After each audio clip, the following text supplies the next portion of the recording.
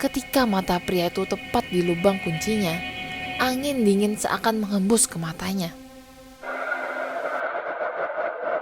Alkisah, cerita kali ini menceritakan tentang bagaimana rasa penasaran seseorang bisa mencelakainya.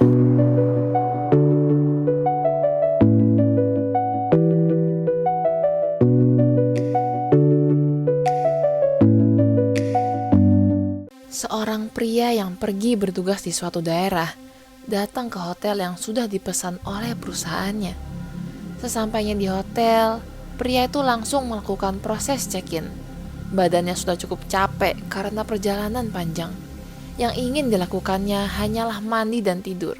Ini mbak, kode bookingnya. Iya pak, biar kami proses dulu. Setelah menekan berbagai tombol di komputernya, resepsi hotel itu memberikan sebuah kunci dengan nomor kamarnya. Kamar bapak sudah kami siapkan di lantai 4 nomor 4. Oh iya pak, di hotel kami ada satu peraturan untuk tamu yang tinggal di lantai 4. Jika bapak melihat kamar yang tidak ada nomornya di depan pintu, tolong jangan diketuk maupun melihat ke dalam. Selamat beristirahat pak. Pria itu sambil lalu mendengarkan dan menjawab. Oke. Pria yang capek itu hanya ingin cepat-cepat beristirahat dan langsung berjalan ke kamarnya.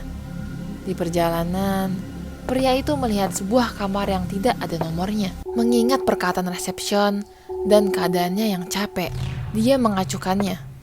Pria itu masuk ke kamarnya dan beristirahat. Besok paginya, pria itu keluar kamarnya pagi-pagi untuk bekerja. Kali ini, rasa penasarannya lebih kuat daripada sebelumnya.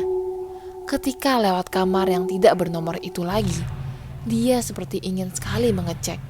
Perlahan, dia meraih gagang pintunya dan mencoba untuk membukanya.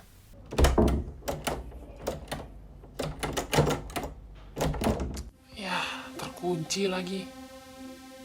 Pria yang masih penasaran itu melihat lubang kunci di dekat gagang pintu dan berpikir, Aku lihat bentar juga nggak ada yang tahu kali. untungnya hotel ini masih memakai sistem kunci yang lama, di mana lubangnya cukup besar, tidak seperti kunci-kunci zaman sekarang. Jadi pria itu bisa melihat ke dalam ruangan.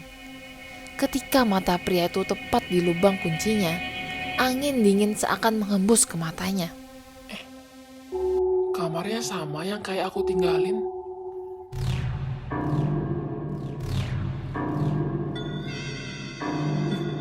Siapa itu? Pria itu melihat ada seorang wanita yang berpakaian serba putih sedang menghadap ke arah jendela. Anehnya, kulit wajahnya itu sangat pucat. Warnanya lebih ke arah putih dibandingkan warna kulit pada umumnya. Pria itu ingin mencari tahu siapa wanita yang tinggal di kamar spesial itu. Tetapi dia tidak ingin ketahuan melanggar aturan. Perlahan, dia pergi dari kamar itu dan berangkat kerja. Besoknya, pria itu kembali mengintip. Dia ingin sekali melihat wajah wanita itu. Tapi, kali ini, yang dilihat pria itu hanyalah warna merah. Wah, kayaknya ketahuan kemarin ngintip. Lubang kuncinya ditutup pakai kertas merah. Pikir pria itu sambil menjauh dari kamar itu. Rasa penasarannya makin menjadi-jadi. Saking penasarannya, akhirnya pria itu bertanya kepada resepsion tentang kamar itu. Mbak, kamar yang nggak ada nomor itu kenapa sih emangnya? Kok spesial banget? Bapak ngintip ya? Oh, enggak. Cuman pengen tahu aja. Dari kemarin lewat jadi kepikiran. Pria itu dengan lihai berbohong. Saya nggak bisa kasih tahu pak, peraturannya begitu. Ayolah mbak, saya nggak akan kasih tahu siapa-siapa. Pria itu terus memaksa. Akhirnya resepsionnya menyerah dan mulai menceritakan apa yang terjadi. Oke lah, dulu pemilik hotel ini yang pertama punya seorang anak perempuan. Anak perempuannya bisa dibilang berbeda dari orang pada umumnya. Beda gimana mbak? Kulitnya putih semua. Loh iya, kok bapak tahu? Nebak aja, bener ya? Pria itu beralih. Iya, jadi Karena keanehannya itu, anak perempuannya dikurung di kamar itu. Ayahnya malu dan takut dikira memuja setan. Pada zaman dulu kan kalau ada yang aneh, pasti diarahin ke sana, Pak. Menurut ceritanya, ayahnya yang takut diamuk massa, akhirnya membunuh anak perempuannya sendiri di kamar itu. Bahkan jasadnya pun disembunyikan di sana. Hah? Serius, Mbak? Iya. Pria itu mulai berkeringat dingin, membayangkan siapa yang dilihatnya kemarin. Tapi karena takut ketahuan, dia tidak lanjut bertanya. Ya udah, saya pergi dulu ya, Mbak. Makasih ya ceritanya. Oh iya Pak, saya hampir lupa. Gara-gara Bapak potong tadi, selain kulitnya yang putih semua, anak perempuan itu juga memiliki bola mata yang merah semua. Pria itu kaget dan berhenti sebentar sebelum melanjutkan perjalanannya. Sepanjang hari, perasaan pria itu tidak karuan. Masa sih cerita mbaknya itu benar? Apa mungkin dia nakutin doang? Biar nggak ada yang ganggu tamu di kamar itu. Malamnya, ketika pulang ke hotel, pria itu melewati kamar tanpa nomor itu lagi. Rasa penasarannya tidak bisa dibendung. Pria itu kembali mengintip ke lubang kuncinya untuk memastikan cerita si resepsionisnya itu.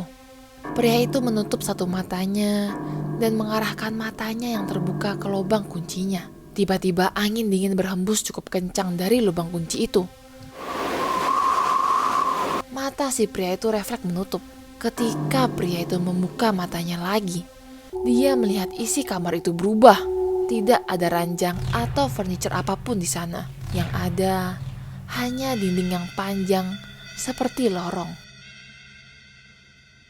Hah, ini kan lorong hotel yang biasa aku jalan. Pria itu kebingungan. Sambil berpikir, perlahan pria itu berdiri.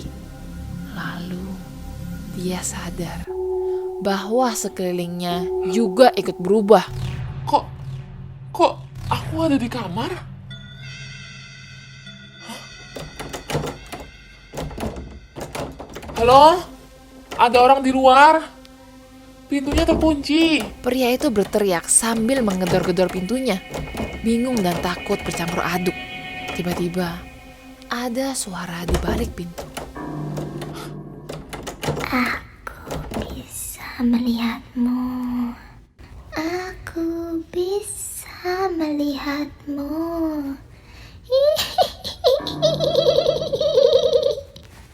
Setelah itu, pria itu dilaporkan hilang dan tidak pernah ditemukan. Tidak ada yang tahu kemana dia pergi. Yang tersisa hanyalah koper di kamarnya.